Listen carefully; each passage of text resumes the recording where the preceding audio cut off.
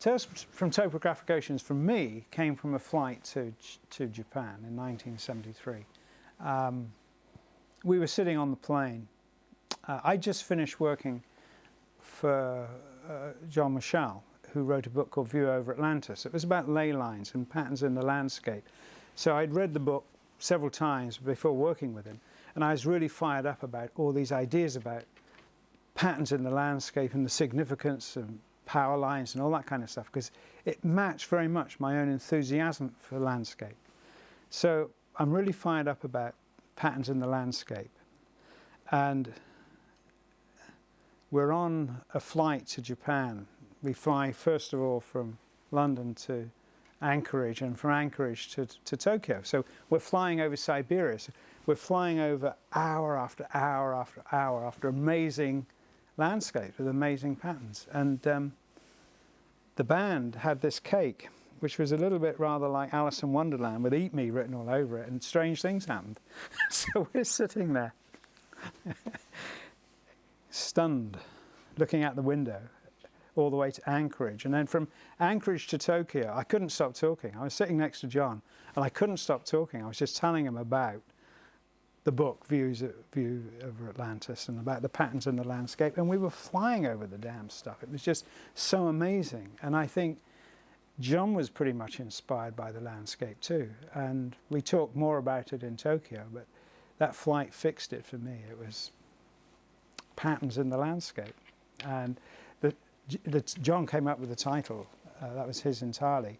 But Tales from Topographic Oceans absolutely fitted that. You know, it was like the most intuitive, poetic title from what, based on those conversations. It was just great.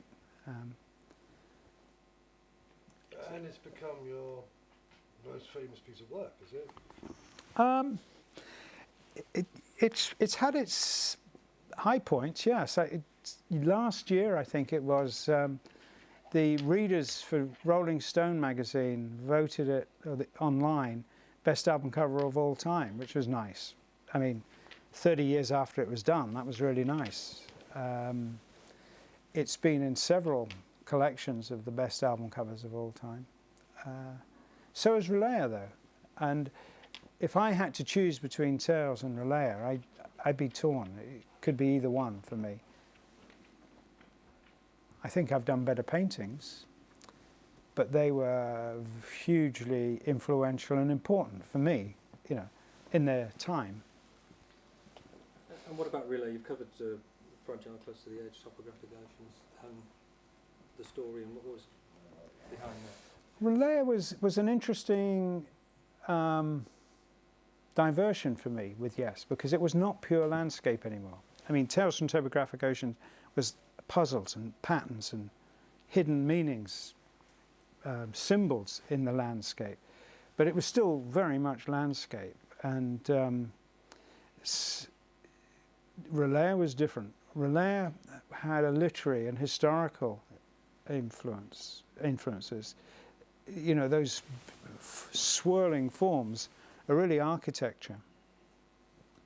And at the time I did that painting, I had been through a very obsessive period of reading about, starting with dozens of books on the Black Death, but going through the Crusades and many books on the Templars and things like that. And I was quite fascinated by the processes, the training processes of the Templars and Hospitallers and so on. And I was thinking of that and the power and scale of things like Gormenghast and Lord of the Rings, and I really wanted to do a painting of something that had that kind of fairy tale power and a castle city that might have been. And so Relaya became, for me, a poetical, literary vision, if you like. And I also did it with virtually no colour. It's a pencil drawing. It took me a long time to draw as a pencil. And then the colours are thin washes over that. And, you know, it's hardly more colour than the pencil drawings, except for the foreground rocks and snake. But all that huge castle is just pencil drawing with the barest minimum grey washes. So it's practically colourless, and yet it still was very powerful. For me at the time, it was the most powerful image I did. Right. Your work was everywhere in the we just spoke before in the 70s, and posters and every bedroom, or what Yeah. almost even more popular than the music to some extent. What made your work so accessible and so popular, do you think? It was bloody good. What can I say? What did you expect me to say? I was really lucky. It did really do well. We did sell millions and millions of posters and cards and books. And when I put out the book of my work, Views, in 1975, it went straight to #1 in the Sunday Times bestseller list and just stayed there. Much to my surprise and the trade's surprise, actually. I was very lucky. It was a kind of self-fulfilling prophecy. I would go into shops that would only stock my stuff, you know, my cards, my posters. They wouldn't bother with anything else. And they say, well, this sells. And in a way, of course it sold, because they didn't have anything else. But it was good. Yeah, it was a good time for me. Somebody once said to me, you know, what was the best thing about working in music? And the thing that I liked best, and which was, it was the freedom of having non-expert clients that were enthusiastic, but not trying to tell me what to do.